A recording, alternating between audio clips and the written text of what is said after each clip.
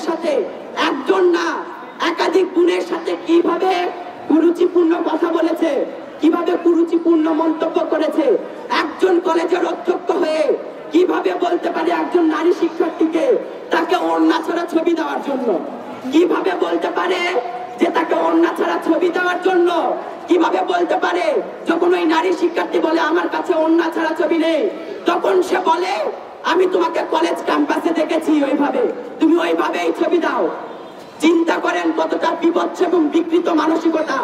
এই প্রিন্সিপাল তার মানে এই আমাদের পবিত্র শিক্ষাঙ্গনে এসে কোন নারী ওড়না পরে আসবে, কোন নারী কিভাবে সেজে থাকে, এগুলো দেখার জন্য আসে।